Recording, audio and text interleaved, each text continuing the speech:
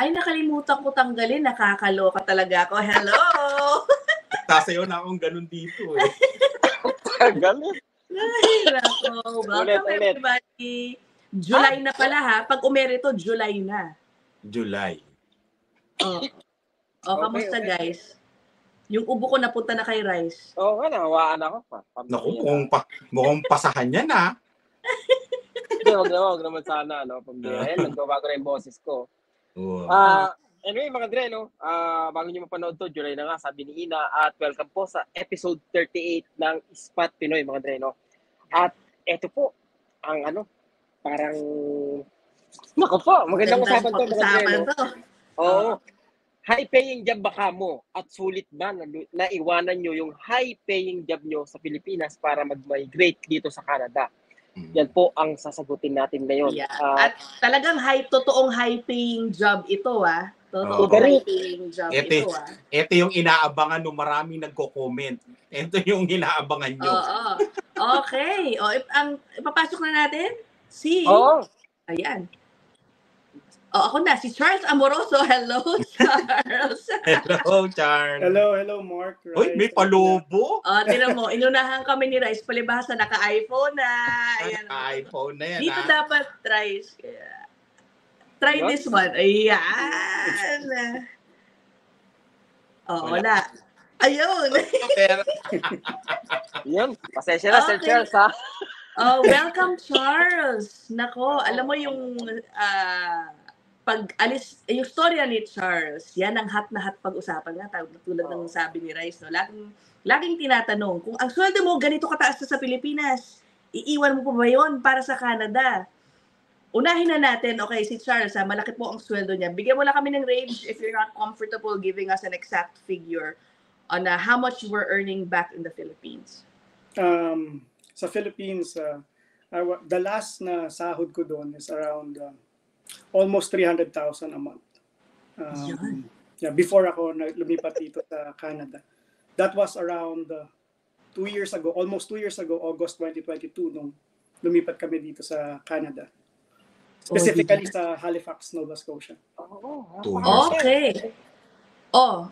FYI, si Charles, sweldo lang niya yon. He works at a bank.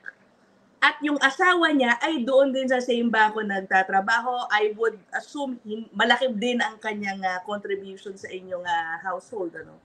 Yes. Tama po yun. Yung wife ko naman po is nag-work din sa same bank. Tapos manager yung position niya. So almost almost 100 per month. Yun naman yung sa kanya. Well, technically yung sahod ko sa kanya din. Tama yan. Gusto ko yan. Kung ano lang natitira, yun lang akin. Yun yung sa'yo. Yun yung sa akin. Yan ang the best. Okay. Naku, Charles. Parang ang hirap i-digest na ganun kalaki yung sweldo mo and yet isipin mo pa rin iwanan kapalit ni Canada, di ba? So, anong naging driving force? Bakit ganun? Yeah. Actually, at least on my end, on our end, dun sa family namin, at least may 2 major factors kami kung bakit kami talaga pumunta dito. And it's really not about yung sahod. It's more of, number one is yung parang, at the time na naisip namin na pumunta dito, yung isang bagay na nangyayari noon is yung current na gulo dun sa West Philippine Sea, no? Hanggang ngayon. No? Kailan lang, parang yesterday, may naputulan pa ng daliri na Pilipino na very unfortunate. No? At that time, paputok pa, actually may mga nangyayari na pero marami ng ganong event na hindi lang masyadong publicized. So isa yon, is more of the security concern.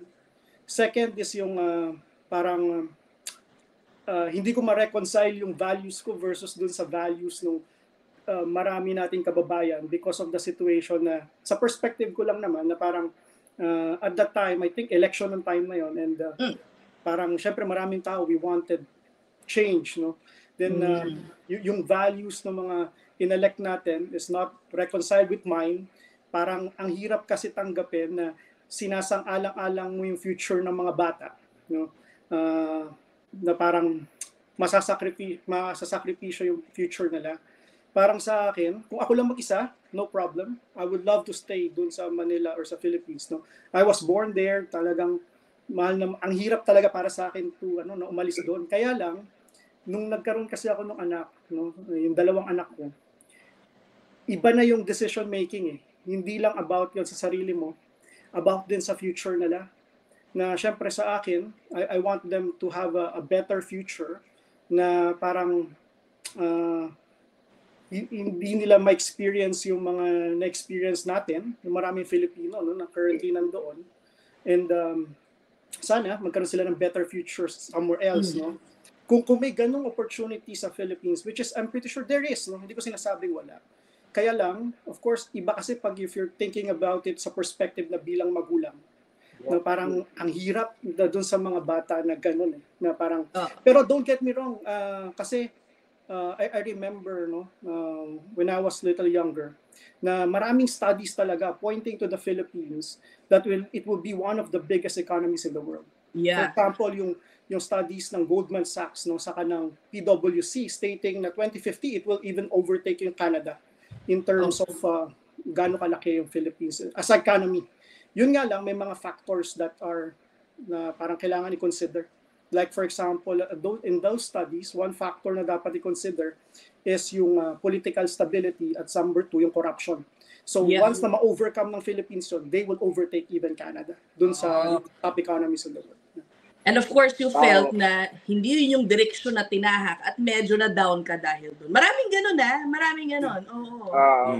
Para kasing sayang yung taxes na binabayad mo eh. Parang napupunta sa ilang mga tao, hindi dun sa mga dapat na nangangailangan.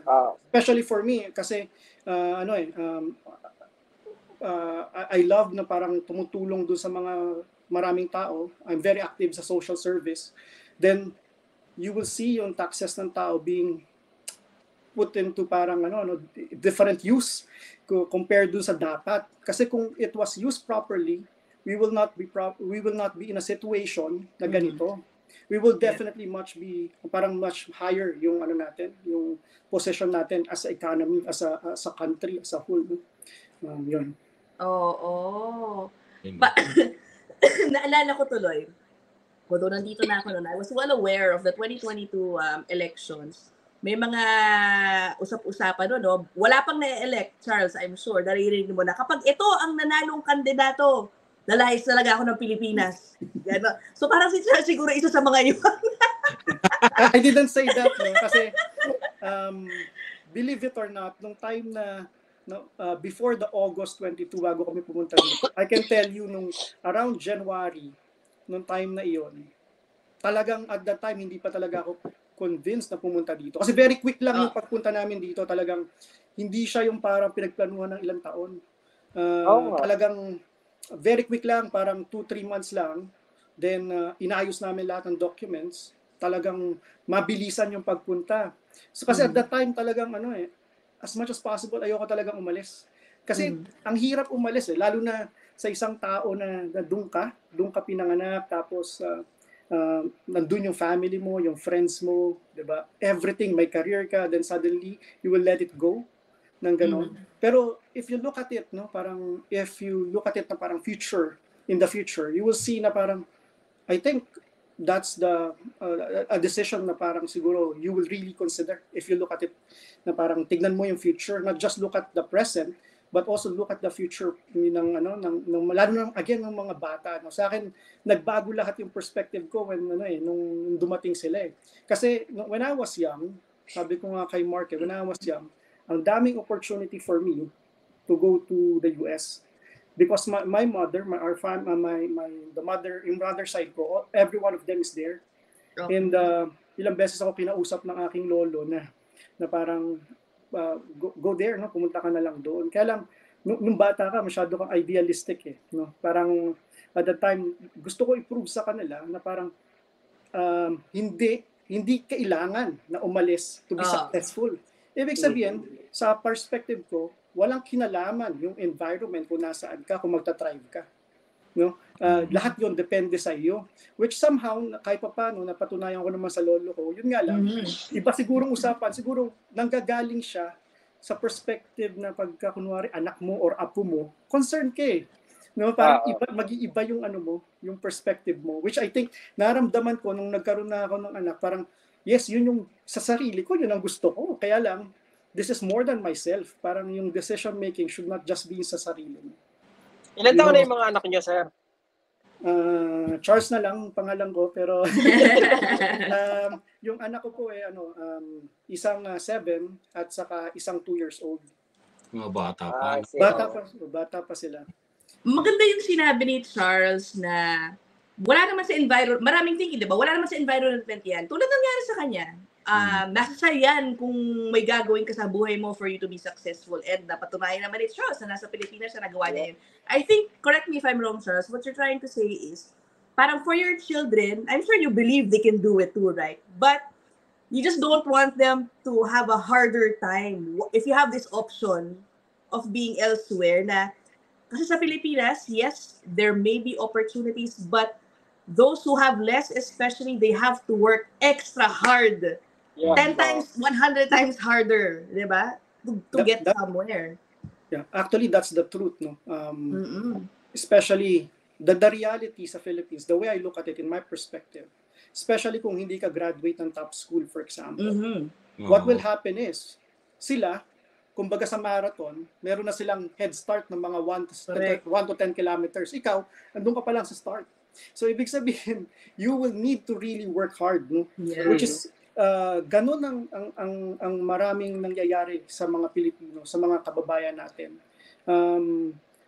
Sabi ko nga kay Mark, na parang, ako din naman, hindi naman talaga kami na parang mayaman, pero I know yung value ng hard work na parang nung time na yon, I myself, when I was like starting sa pag-work, I was walking from Ayala going to BPI, no? Ganon kalayo. Hindi yun, walang kotse, walang kahit ano. Nag-MRT, na ramdam mo, amoy mo, papunta ka pa lang, iba na yung amoy mo. Diba? Tapos maglalakad ka pa ng malayo. Diba? I felt that nung time na yun, and you will see the value na talagang kailangan paghirapan mo. So sabi, hindi ko rin bahagya na kwento ko, Mark, for example, when I studied din ng further education ko, diba? After ng office hanggang around 11, 12, nandun ako sa school, sa Ateneo Graduate School, hanggang alas 12 ng gabi. Just to alam yun, just to make sure na mas mapabuti ko yung situation ko, because I don't want to rely to anyone. Ang naalala ko yung lolo ko lagi sinasabi sa akin na marunong ka dapat tumayo sa sarili mo. You cannot rely on someone. No? Kung magre-rely ka daw, sabi niya sa akin, rely kay God at rely sa sarili mo. Nothing else. No one else. Wala nang iba. Yun lagi very important sa akin. Oo, maganda yung foundation niyo, sir, no? Correct. May prinsipyo talaga, no? Oo. And, ang tanong niyan, okay. So, sulit ba ang iyong iniwan na Oo, worth buhay? it ba? Yung mga nanonood ngayon na nakaupo sa sala nila, mga nanonood na habang ano nang ginagawa mo dito? Ano nang ginagawa mo dito ngayon? Sino bang sir, parang sino bang nag-decide? Kayong dalawa ni Mrs., bakit Canada? Yung anong pathway nyo, yung gano'n, sir? Actually, sir, no, it was, of course, it needs to be a mutual decision sa amin dalawa. No? It cannot just be one. And I know na somehow, of course, kasi gusto talaga niya ni Mrs. na pumunta talaga dito.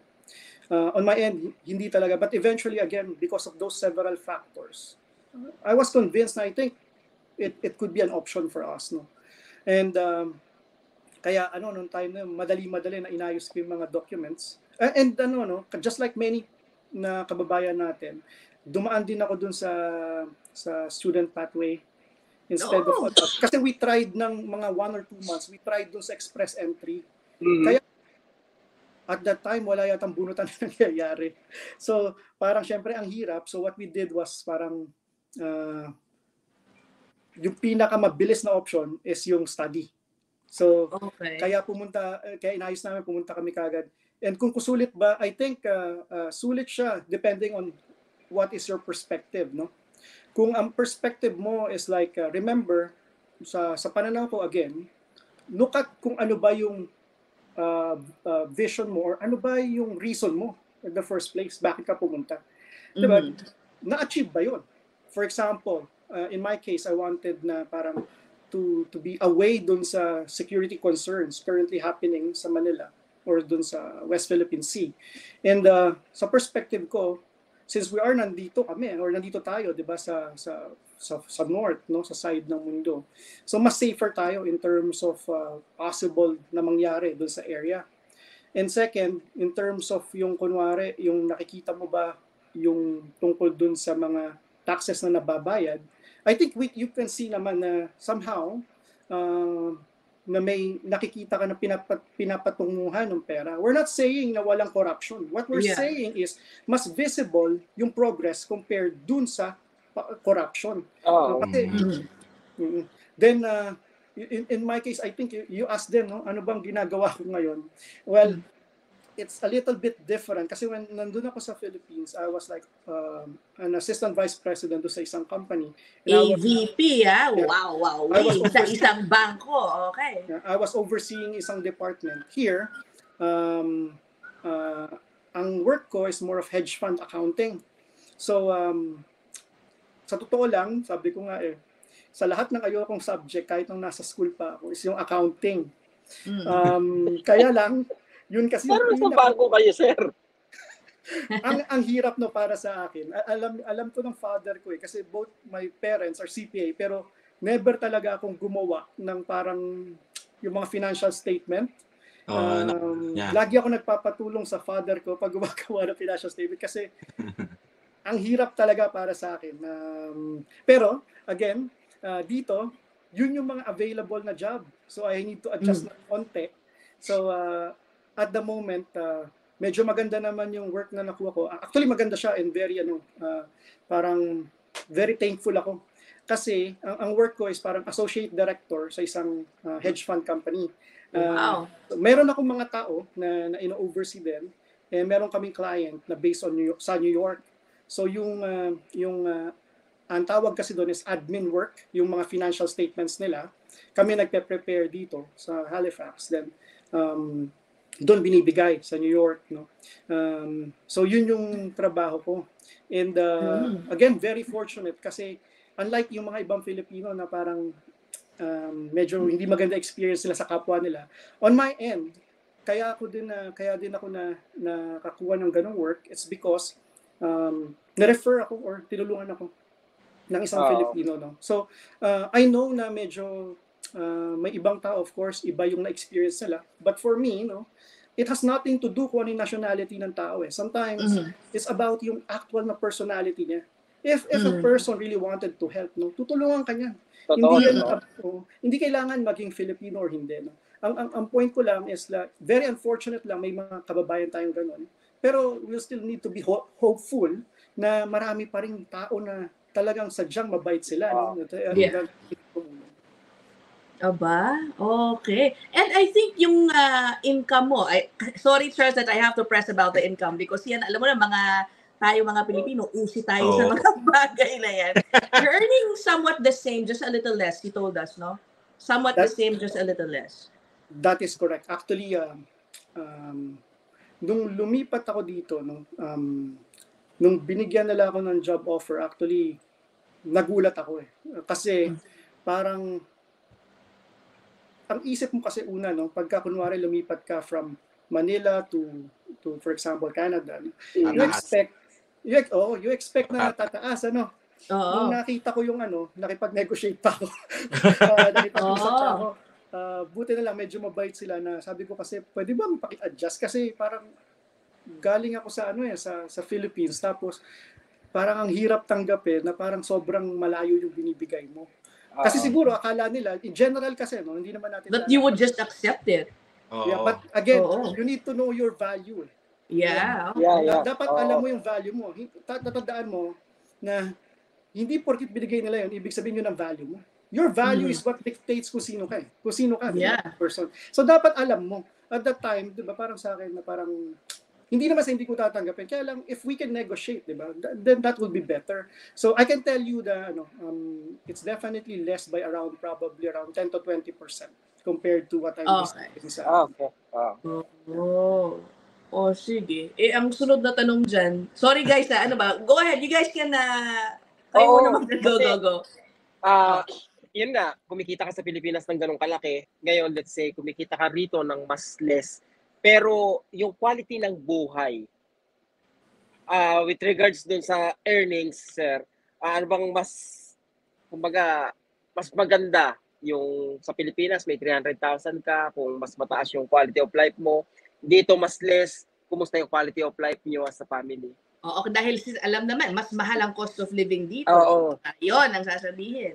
It is actually, sa totoo lang, pag tinignan mo siya, again, ang proper way sa pananaw ko again, ng pagtingin kung magkano talaga, is dapat titignan mo kung magkano yung income plus yung actual na yung cost nga, no? Parang kumbaga, kung familiar kayo doon sa tinasabi na Big Mac Index or iPad Index, no? Yun yung pagtingin ng properly kung magkano talaga yung tinatawag na purchasing power. Kasi kung titignan mo lang o parang salary basis lang, no? Mukhang malaki, right?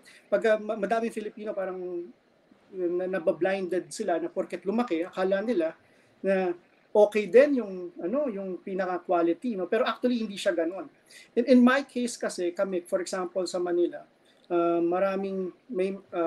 you can go sa mall anytime, makakain ka anytime sa labas. Here, ganun pa rin naman pero it is less, no? Tapos wala na kaming kasama sa bahay, we need to work talagang kunyari maglalaba ka sarili mo, hugas ka ng sarili mong plato, Sa bagay yun. mamamaliki ka sarili mo, yung mga ganung bagay. Ang good thing lang kasi sa amin, pinalaki kasi kami ng magulang namin na sa akin na parang bahala ka mag-isa mo kung anong mo. Ibig sabihin, sanay ka dapat kasi na tumayo sa sarili mo. Kaya hindi masyadong malaki yung adjustment ko pagdating doon. Pero again, syempre iba pa rin yung kunwari na nandyan lang, na kunwari gusto mo lumabas ng kumain. Dito mapapaisip ka rin talaga Tama din naman yung iba na sinasabi nila.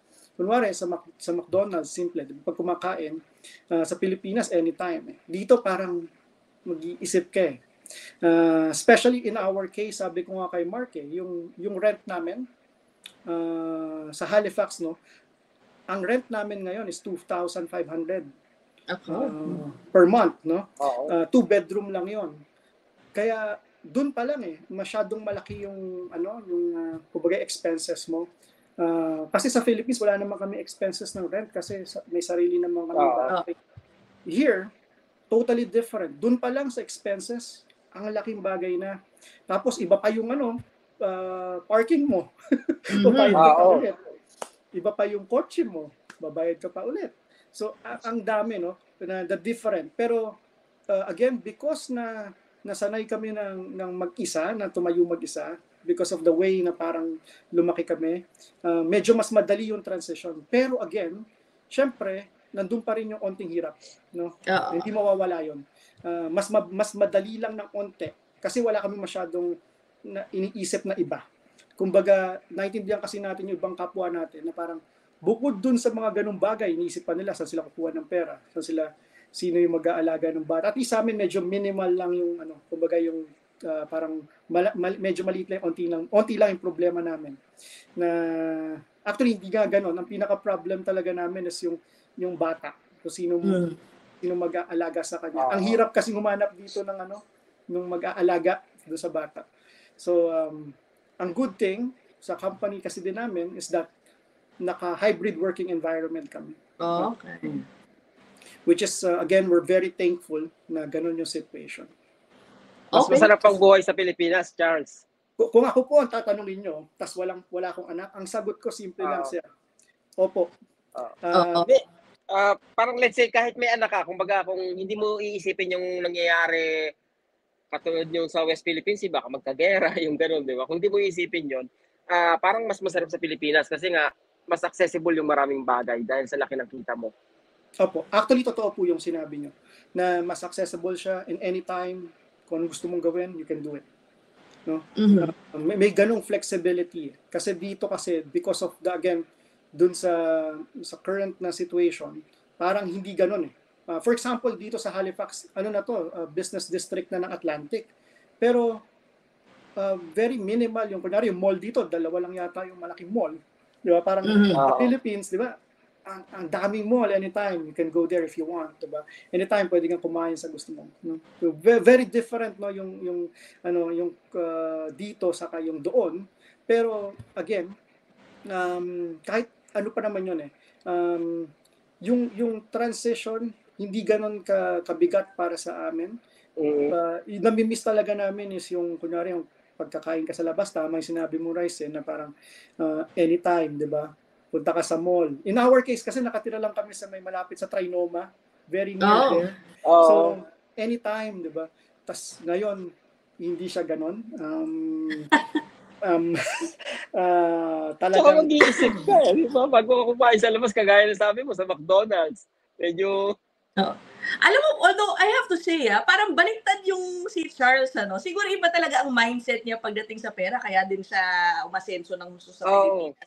Kasi Charles, I'm sure you've seen this on social media especially, yung mga tao na, tira mo si Charles, magmamakdo, napapaisip siya magmakdo. Maganda po ang trabaho niya dyan sa Halifax, Pero ang daming mga makikita tayo sa social media na, mula nung napunta ako ng Canada, araw-araw na ako kaya mag-Starbucks, araw-araw ako kaya mag-ganito. Si Charles, iba, no? And most of those people, I don't know if yung job nila katulad ng trabaho din ni Charles, di ba? Iba siya, di ba, Rice? Yeah, knowing na malaki yung income niya, di ba? Ako, maliit yung income ko, pero mahilig ako sa Tim Hortons, di ba? Mahilig akong bumili ng ulam sa labas. And then, ano lang siguro, kasi sa perspective ko, importante talaga na, of course, we save for the future, no? Hindi lang save, you need to invest, no? Kasi I've been in the banking industry for a long time. And marami din akong parang, in the Philippines, may mga, kunyari, nag-financial planning. Kumbaga, all of the license sa Philippines, trading sa stock market, trading sa bond market, money market, yan, yung financial planning. When I was young, yun yung mga kaya napasok sa isip ko talaga na, for example, if you can save it, no? But again, naalala ko yung sinabi ni Rice, di ba? Paano kung mamatay daw siya kaagad bukas? Actually, Rice, naalala ko yung sinabi mo ng one time, no? And actually, ang tama kasing financial planning, you need to plan for two things at least, di ba? One is yung saving for the retirement, then one is just in case you die. No? So it needs to be two sides lagi. Hindi po pwede kasing one side lang, saving and investment lang. That is not the right way. No? Pag gano'n, medyo alanganin yung mangyayari. Kasi what if nga, mangyayari yun? Diba? So ang mangyayari is that not enough para sa family mo. No? So dapat protected din para talaga maging maayos buhay din nila. Okay. So, Charles, I think the better also question is, are you happier here? Kasi basically, sinasabi mo, mas masarap ang buhay ninyo sa Pilipinas kumpara na nandito ka sa Canada, even if you got a nice job there sa Halifax. Are you happier? May regret ba? Oo. Hindi, regret. Wala akong regret. Kasi sayang lang ang panahon pag may regret ka sa buhay. No? Kung ano yung nakaraan, tapos na yun. No? Let's move forward always. No? Yung pagdating doon, kung masaya ba ako, again, happiness sa perspective ko is a state of mind. No? Yeah. Every time I see my son na nakangiti at masaya siya, especially my son, pag nakikita ko sila, tapos sinasabi niya sa akin na gusto niya dito. Tapos, pag tinanong mo siya, gusto ba niya bumalik? Ang sagot niya, ayaw niya bumalik. Tatanong ko sana yan di ba? Tatanong ko sana. Ayaw niya bumalik, yun ang sagot. Which is actually parang, syempre, di mo siya masisi, no? Kung yun yung sagot niya. Siguro nakita niya na masaya nga din siya dito. Pero, sa akin talagang every time I see my two sons they're smiling, it made me smile kasi sa akin ang pinaka-importante sa akin is sila, 'di ba, yung family ko. I see my wife, I see my children na nakangiti sila. Whatever I need to do, no, I will do it. Kung kailangan i-sacrifice ko na dapat sacrifice, I will do it for them. Tsaka yung nabanggit na reason ni Charles kanina na basically inayawan niya sa Pilipinas, yung sitwasyon sa West Philippine Sea, Saka yung pangalawa, yung corruption.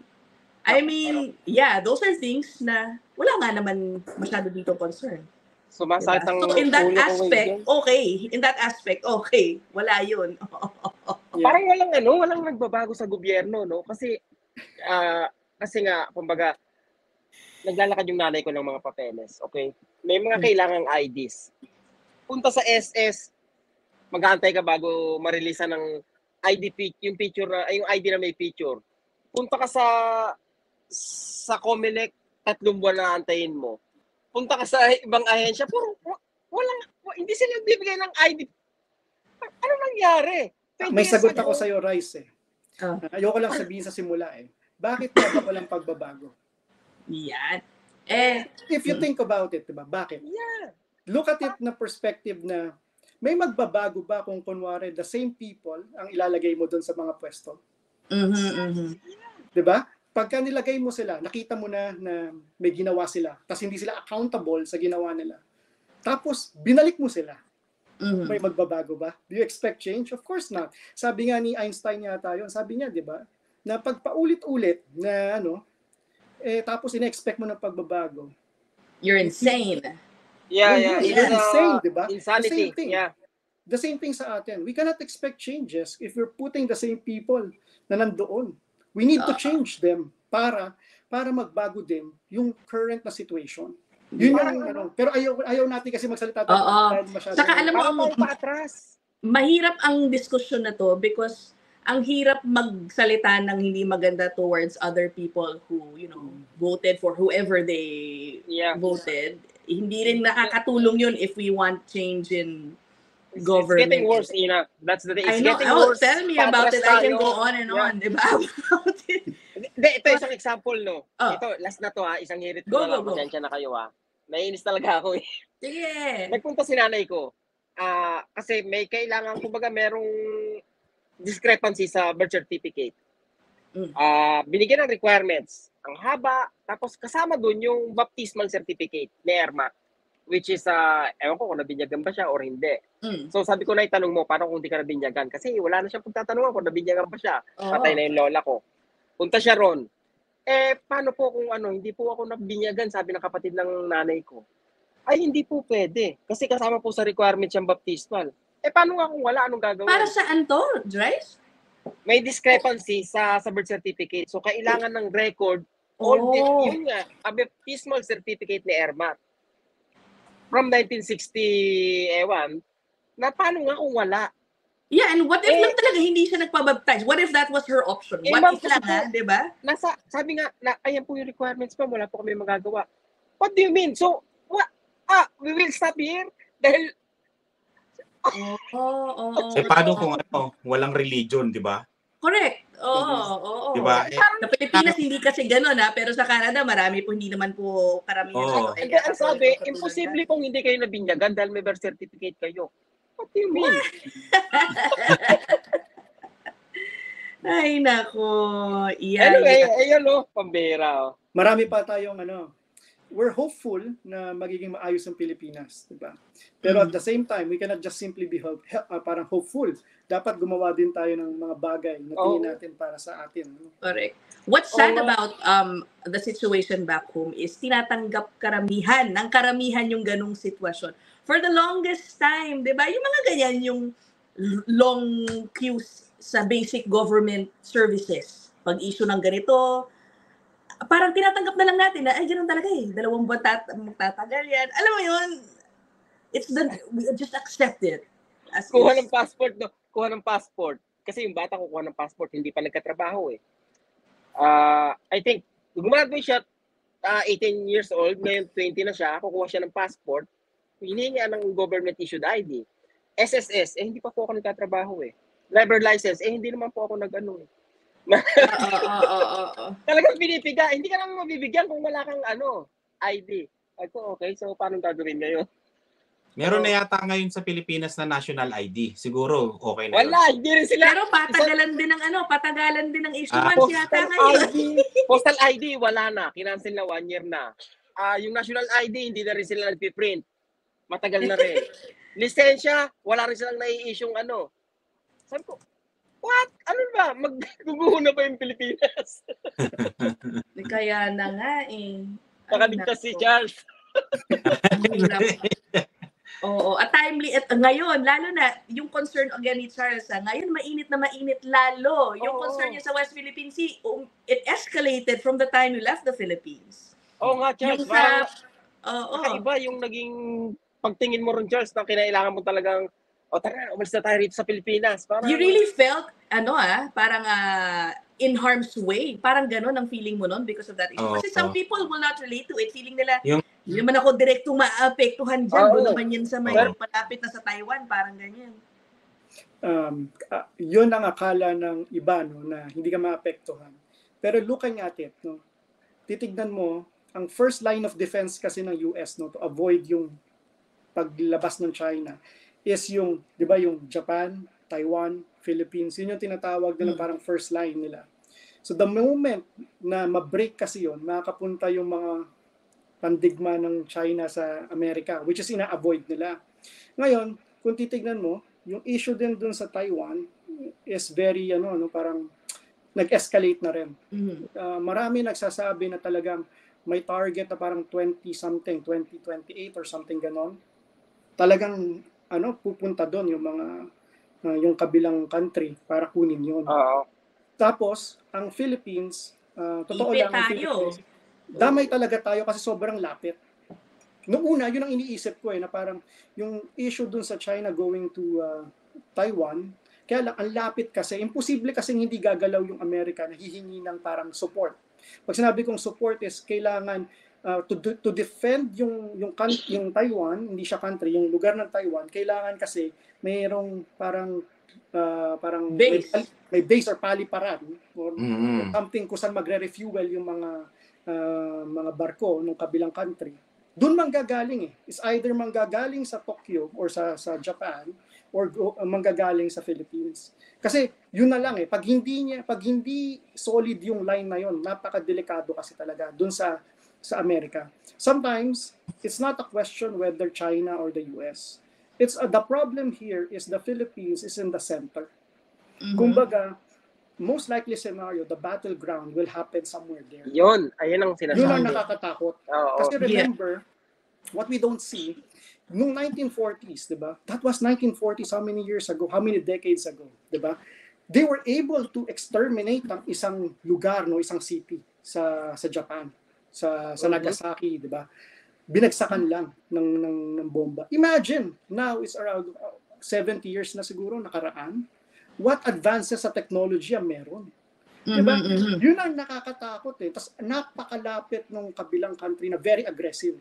Yun nga yesterday, di ba, naputulan yung isang Pilipino, tapos yung video, kita mo talagang pinuntahan yung barko ng Pilipinas. Talagang very aggressive, which is very parang delikado. It's alarming. Alarming talaga. Parang alam mo yun, naghahamon na talaga sila na pag nakipag-away ka, alam mo yun, talagang willing na sila. Parang kapitbahay mo na na malaki, di ba? Tapos ikaw maliit ka lang na bahay. Di ba parang talagang bully talaga Well, see, nako, marami pang mangyayari feeling ko because it's just escalating. Sa totoo lang, it's getting worse, so I won't be surprised if pero sana hindi may mangyari nga talagang hindi maganda. Sana we hope na wala. Yeah, of course. We hope na wala. Kasi sana mali tayo lahat na gano'n. And we don't want any na gano'n Kasi syempre maraming tao ang maapektuhan. Lalo na kapag mahirap sa atin tanggapin. Kaya lang kamag-anak na. Balik pala natin yung kay Charles. Sorry Charles, sige, we'll just go back to your income na naman. Kasi yung taxes din, isa sa nabanggit mo kanina, diba? Sa Pilipinas, you're frustrated kung saan napupunta ang taxes. Nako, that's a big issue here in Canada. Okay, how would you assess ang 300,000 pesos salary, Charles, back in the Philippines? Malaki ang kaltas ng sweldo niyan. I think it's 32%. Yes, that is more. True. Oo. Yeah, mga ganon. And dito din malaki naman. Sa Atlantic, kung nasaan kami, kada bili mo, di ba? Meron pa palang 15% na harmonized sales tax. Oo. Pero kasi sa Pilipinas nandun na yun, included. Pero sa Pilipinas, FYI, we have EVAT. hindi lang katulad sa mga resibo natin kasi dito sa Canada na Hiwalay. Nakiwalay. Doon kasama na po sa presyo. So, bawat bili natin sa grocery, there is 12% VAT. Tandaan nyo po yan. Okay? Meron na. Oo, tapos, yung sweldo mo, minus 32% din. O, kumpara mo dito naman sa mga tax na binabayaran mo. Actually dito, no, halos ganun din yung taxes. No? Ang maganda lang dito, somehow, merong mga, kunyari, may mga rebate no, dun sa carbon. Merong tungkol sa bata na may ka. Although of course depende sa income, no, may iba maliit lang, yung iba malaki. Pero at least nakikita mo na binabalik sa iyo. Tapos yung mga products like yung mga RRSP, TFSA na nagiging parang tax shield. Sa Philippines kasi technically pag kumita ka, wala naman tax shield yun, automatic. Oo nga, no, yung pala napansin ko, walang ganun sa Pilipinas yung tax shield, no? Wala siyang parang automatically na parang wala kang choice eh. Kundi talagang parang tax ka at the source eh. Kasi yun yung requirement ng law eh, na pagka ang employer, automatically dapat kunin niya yung certain percentage. Dito kasi, maaari ganun din pero pwede ka kasing gawan mo ng paraan eh, na pwede ma-tax deferred yung income. Which is, kung titignan mo, which is good, no? Kasi instead na tinataxan ka nun, kunyari kung ang sahod mo is 100, so ang mangyayari, di ba? Kung na-save mo doon 20,000, 80,000 na lang yung tax mo. Na-save mo technically. Tapos pwede mo siyang i-invest, then at a tax deferred. Hindi natin sinasabing wala ng tax, sinasabi na natin tax deferred, di ba? Pag the ones na kinuha mo na yung pera, saka palang magkikick in yung tax. So that gives you an opportunity to invest it somewhere else, no? Kumbaga, kung ganun mo siya titignan, wala kasi tayong product. Actually, Mark, meron tayong ganung product. Kaya lang, ang tawag sa Philippines doon is yung PERA account, yung Personal Equity Retirement Account. Meron din, pero ang only problem with that, mababa yung parang yung hindi malaki yung pwede mong ilagay. Okay. Hindi, maliit lang. Tapos sa OFW times 2, which is maganda para sa OFW. Pero hindi mo siya ma-maximize kasi ang liit ang liit lang ng parang pwede mong ilagay. Kumbaga, kung patasan nila, the better. Pero again, di natin alam kung bakit ganun yung setup niya. Pero meron tawag doon PERA account. I think what's frustrating lang talaga sa Pilipinas kasi yung balita na alam mo naman, yung taxes natin napupunta sa bulsa ng mga politiko natin. It's really so discouraging. Sorry, di ba? Nakakainis. Grabe. Dito naman, tulad ng sinabi ni Charles, we're not saying there's no corruption, di ba? Please, tell us what you know. But I think if there is a problem of corruption here, it's a totally different set of problems. Maybe parang may issue sa prioritization ng funds. Diyan ang kino-complain ng mga tao, bakit itong pinagagastusan versus this one. Hindi tulad ng sa Pilipinas, buti sana kung ginagastos para sa isang bagay na may papakanabangan, pero makakinabang po yung mga politiko natin. Ganun na talaga direkta. Diba? Ganun eh. Parang naalala ko tuloy yun ng gano'n. Ito, hiwalay tayo sa topic. Kasi nagsundo ako eh. Nagsundo ko sila. Sorry Charles, sa akin bigla ako nawala eh. Kasi pag naglakad yun, baka mapagalitan ako. Okay. Ayun. Yung, alam niyo yung nag-viral sa TikTok ba yun na yung pupunta lang dyan sa Canada yung mga hindi pinalad sa Pilipinas. Diba? Yeah.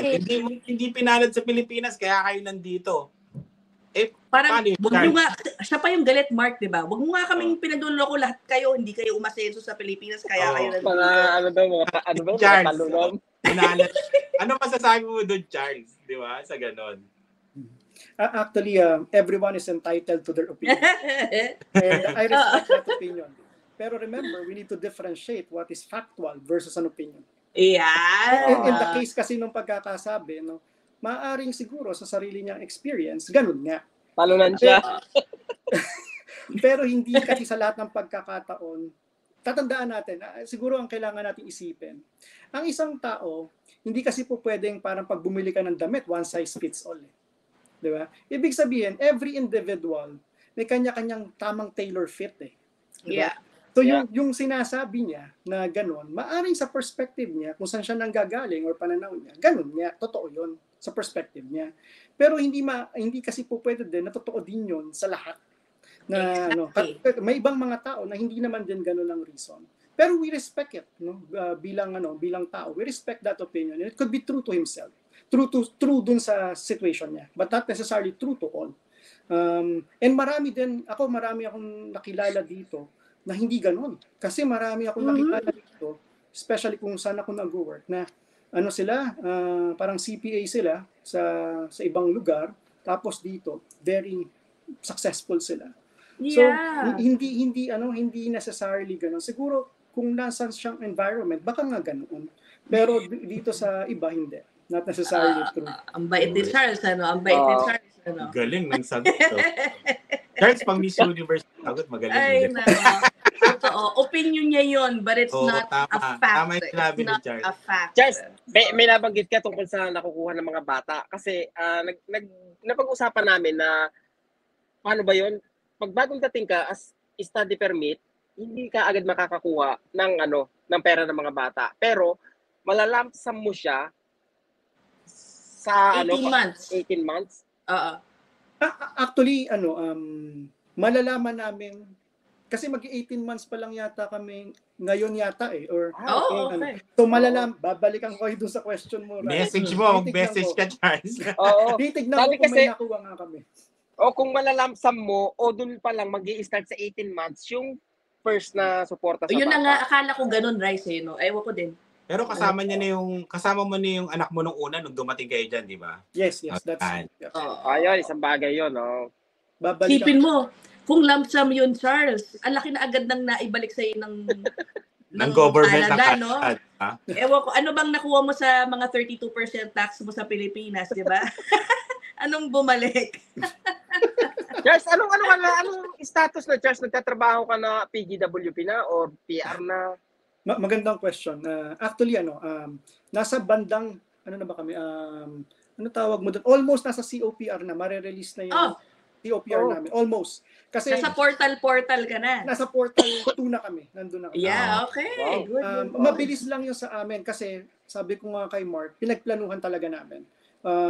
Hindi kasi po pwede, sabi ko nga sa mga ibang tao, if you plan to fail, you fail to plan. Yeah. Or if you tama yun, na parang if you fail to plan, you plan to fail. Yan. Ang ibig ko sabihin doon is that pagka wala ka talagang plano, mahirap yun. Ibig sabihin, nagbabaka sakali ka lang. Delikado masyado. In our case, sabi ko kay Mark, is talagang umattend din kami ng mga ibang seminar ng ibang mga agency. We wanted to learn. Sabi ko nga sa kanya, importante yung learning. Dapat continuous in learning. Ang learning is not only found sa eskwela. Ang learning should be continuous in a way na dapat yon you learn from experience from Mark, from Ina, from Rice, and some other people. Plus, you learn from yourself. No? Plus, you read books. Diba? You search YouTube, Facebook, whatever. Mm-hmm. But you need to understand. You need to discern or understand. Ano ba yung totoo saka sa hindi? At ano ba ang opinion lang sa actual na totoo? And in our case, talagang pinlano namin yan na dito talaga kami sa Halifax. Kumbaga pinagpipilian namin Toronto, Vancouver, or Halifax. Ang rationale namin kung bakit hindi kami pumunta ng Toronto or Vancouver was, ano ba dapat ang mauna? Yung bang PR or masaya ka lang na may trabaho ka, malaki kita, pero wala ka namang PR. No? Yeah, So, i-analyze namin. Yung trabaho kasi namin, more of banking, financial service. So, saan ba siya? May 3 city na malaki. Yung Toronto, yung Vancouver, at Halifax. Yun yung pagdating sa banking and financial sector, yun dapat. Ngayon, nung in-analyze naman namin, next na question is, saan naman kami mapi-PR? Most likely mapi-PR. Pag tinignan mo lahat ng mga pathway ng Vancouver, ng Ontario, ng Halifax, ang malaking chance is Halifax because nasa Atlantic. Ang ginamit namin pathway is yung provincial nominee. Kasi doon sa Nova Scotia Immigration na website, pagka pinag-aralan mo yon, makikita mo doon na hindi mo kailangan ng parang na may parang na magkakaroon ka ng work experience muna dito bago ka ma-issuehan ng bago ka mag-apply ng provincial nominee. What is naka-write doon or nakasulat doon is dapat meron kang related experience. So in short, pagka nagkaroon ka ng trabaho dito, kahit on that day itself, pwede ka na mag-apply automatically ng provincial nominee. Provided na yung NOC mo or yung parang NOC mo. Yeah. Dapat siya, 1, 2, 3. Pag 4 and 5, nire-require niya na dapat may 6 months experience ka dito. Dito. Pero pagka 1, 2, 3 yung job mo, automatically, on the day itself, nabigyan ka ng job offer, pwede mo nang papirmahin yung employer mo, tapos isubmit mo kagad yung provincial nominee. Yun yung ginawa namin. Kasi nung inanalyze ko yan, talaga sabi ko, yun yung pinaka-best way. Kasi, sabi ko nga kay Mark, nung pagdating namin, bago pa kami dumating dito, in-ensure ko, or talagang parang tinignan namin kung merong job para sa misis ko, para sa akin din. Si misis, bago pa dumating dito, meron na siyang job offer.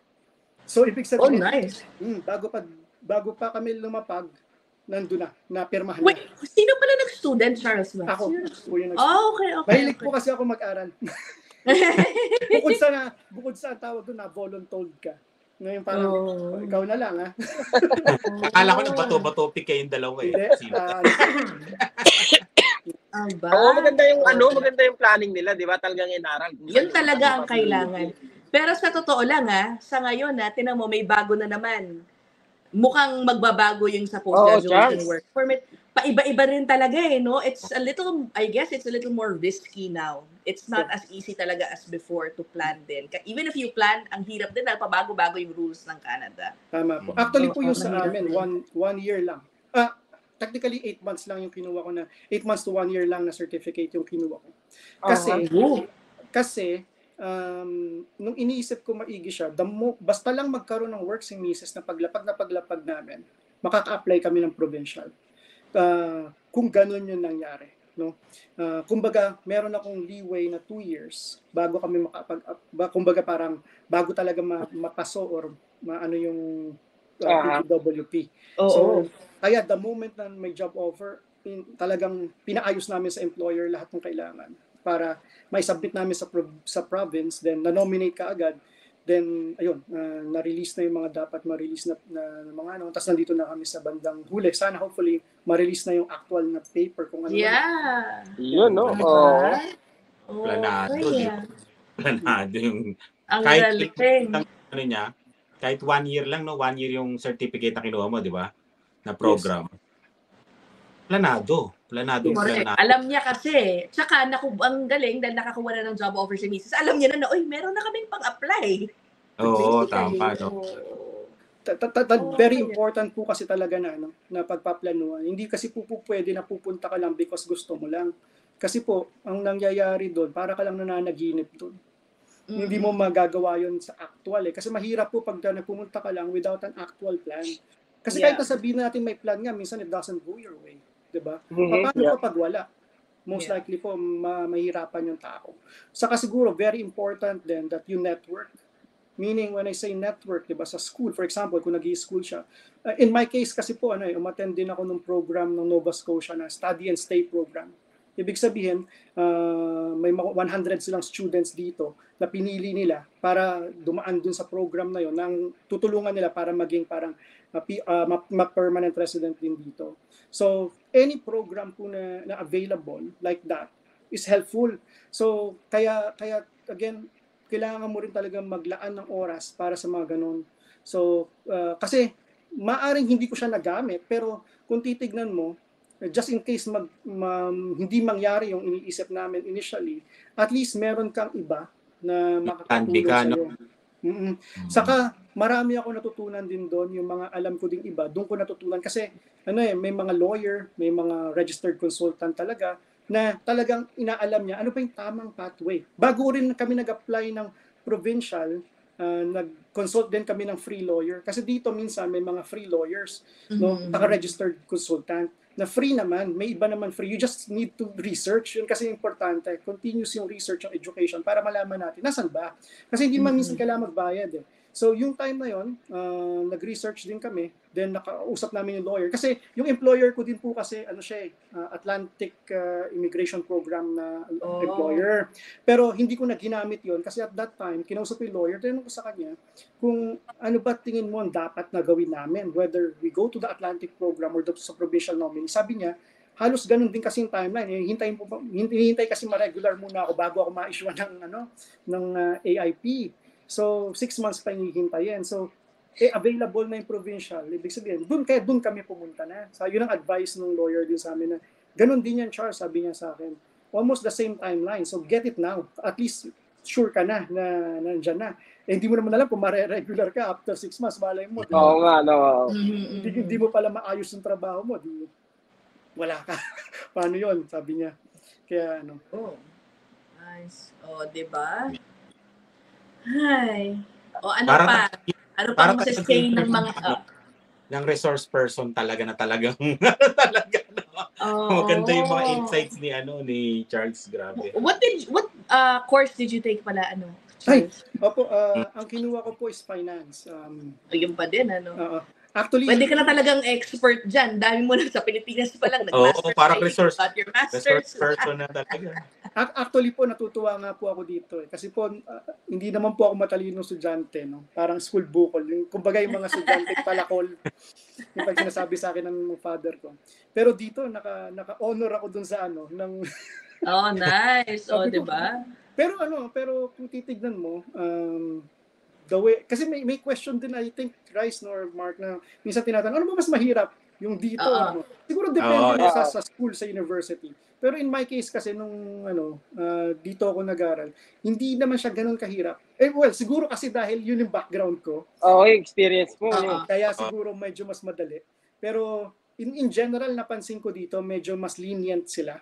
Hindi sila ganun ka masyadong katulad ng sa Philippines, no? Talagang aral at aral ka. Pagka ibabagsak ka dito, medyo lenient sila, napansin ko. Mabait sila basta. Ayan, dapat sasabihin ko sa anak mo, kaya siguro gusto niya rito kasi mas relax yung pag-aaral dito kaysa sa Pilipinas. Actually, gusto kong mag-comment dyan, right? Actually, totoo yung sinabi mo.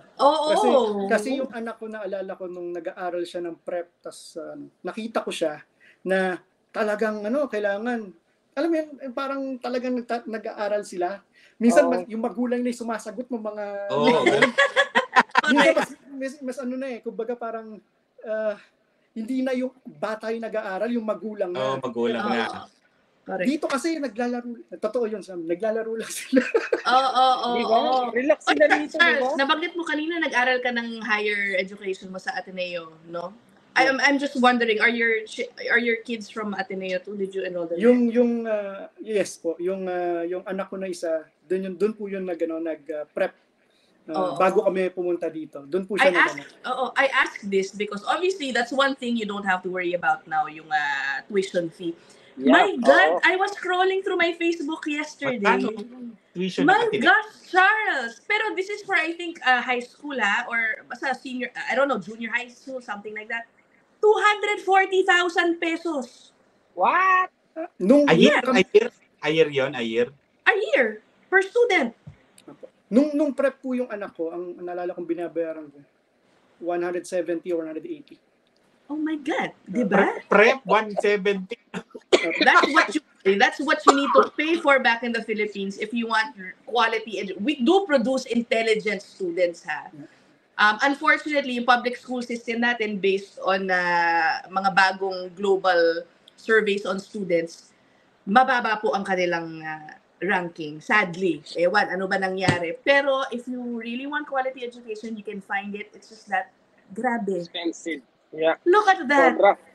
O 300,000 nga, pero ang bigat nun. Paano kung 2-3 anak mo pinag-aral mo sa Ateneo?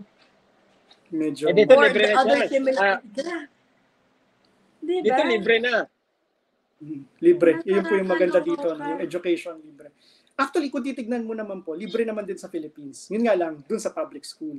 Exactly. Diba? Tapos Yes. kailangan lang natin magbayad siguro ng books. Diba? Correct. But let's be frank about it. Let's be real. Oo Yeah. Baka mabash tayo, there are good products of the public school system, ha. Pero again, tulad ng nasabi ko kanina, yung mga estudyante po doon, they have to work extra hard to get somewhere. Yun ang sinabi nga kanina ni Charles, di ba? Yung pag nasa head start na agad pag maganda yung school. Naranasan dati nung nag-apply ako sa Pilipinas. Mga kasabay ko, alam nyo na, Lasal, ganyan. Ateneo. O di, alam mo na. Yun na nga Di ba? eh. Ganon. Di ba? Oh, well. May ganon talaga, may ganon. That's the reality. Sad reality. May factors talaga. Ibig ko sabihin, itong mga opisyal siguro natin ng gobyerno, bakit sila pinag-aaral ba nila? Ilan sa kanila nagpapaaral ng mga anak nila sa public school system? Exactly, yeah. Sana ganun nila tingnan yun di ba? Yung, yeah, they send their children abroad. Sorry to say, abroad pa. Yeah. Diba? Sila mismo, hindi pinagkakatiwalaan yung public school system natin. Exactly.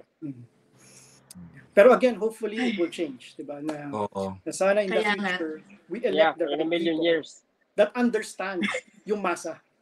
Kasi minsan hindi kasi naiintindihan. Ang hirap po kasi na mag-elect ka ng someone na very different, no? Compared dun sa actual na nangyayari. Some of them they do not experience it. So how can hindi sila na-immerse, hindi nila actual nang nangyayari. So paano mo ma-expect sa kanila maintindihan nila? 'Di ba? Yeah. Kasi yun yung sabihin, mas gusto mo si Duterte? Kasi siya, talagang, nandun siya nasa ground siya di ba? Alam niya yung nangyayari sa paligid niya But FYI, because he was a long time, maybe mayor of Davao. Pero Rice, you have to remember, ang tatay po ni former president was governor of Davao. So that's a misconception Lumaki din siyang medyo, may kaya din po talaga sila. Naging governor ang tatay niya ng what was then the United Davao. What's happening sa paligid niya. Pero yung masa niya talaga appeal is iba. Siguro I just wanted to say isang comment lang, Rice. No? Alam mo, yung question mo kung gusto mo si ganito, gusto mo si ganyan. What we need to understand, the right people is not color yellow, color pink, or color whatever. The right people na dapat mong elect are the people that really love our country. No? Na dapat, yun ang tinitignan natin. Yung talagang may pagmamahal sa country mo, na talagang whatever happens, above yung country niya, kesa sa kahit anong bagay pa. Kasi kung wala kasi siyang love sa country niya, doon nangyayari yung corruption. Kasi hindi mo naman kailangan ibang bagay. No? Kaya lang, makikita mo kasi na parang wala siyang pagmamahal Siguro kung may sasuggest ako, yun yung parang kailangan na isang subject na kailangan sa eskwela. Something like a love for country. Na wala tayong pag-uusapan, mahalin lang natin yung country natin. Para eventually, yung mga future leaders mo, understand that na importante yun. No? Yun yung siguro dapat one critical component ng isang magaling na leader ng Pilipinas. It doesn't have to be any color. It just have to be yung tao na alam niya at alam niya sa sarili niya na mahal niya yung country niya, na willing siya to die for it and willing siya to do everything for it. Iba yung subject nila, Charles, love yourself for others. Ay, nako. Okay. Ang ganda ng interview natin today. Thanks so much, Charles, Actually, ako nga, sabi ko nga kay Mark, ako ang dapat magpasalamat sa inyo. No? And dun sa opportunity that you gave, para lang din at least masabi natin or mapakita yung iba namang side ng story. No? And again, thank you very much, Mark, Rice, and Ina. No? I hope na maraming sana natutunan sa atin. Wag yung kalokohan, yung sana yung magagandang bagay.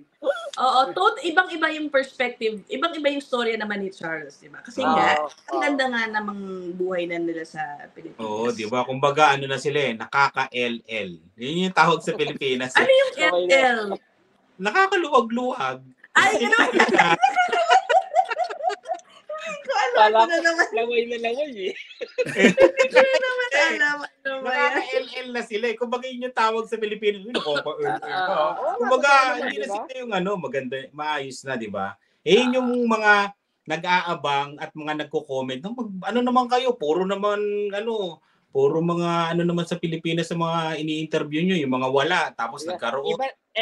Iba na, kasi si Charles nga, malaki yung sweldo. So, iba na yung dahilan niya kung ba't siya umalis ng Pilipinas. Diba compare sa iba. Iba-iba talaga kasi naman ang dahilan natin para umalis ng Pilipinas. Iba. Ay, nako. Okay. Pero, Charles, may huli akong tanong sa'yo. Na-miss mo ba yung traffic sa Pilipinas? Isa pa yan. Kasi lagi nakakotse si Charles, papasok ng trabaho. Malayo ba yung tao mo doon? Malayo yung trabaho sa Pilipinas? Actually po, ang bahay namin mula dun sa kung saan ako nag-work is around siguro mga 3 kilometers away lang.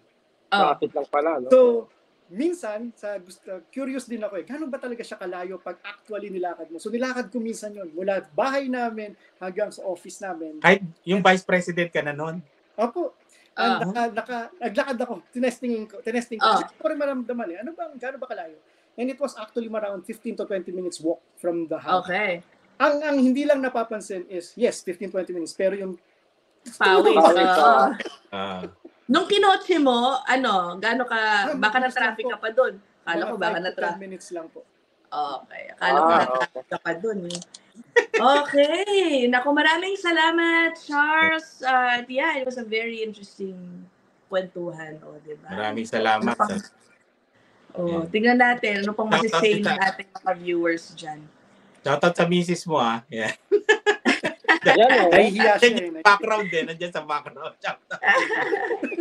Okay, we'll end this episode here. Yan po ang episode 38 ng Spot Pinoy. Kita-kits tayo sa susunod. Ayan Spot Pinoy shirt. Bila po kayo. PM kayo sa Facebook namin. Okay, bye everybody. Thank you, Charles. Thank you. Thank you everyone. Spot Pinoy.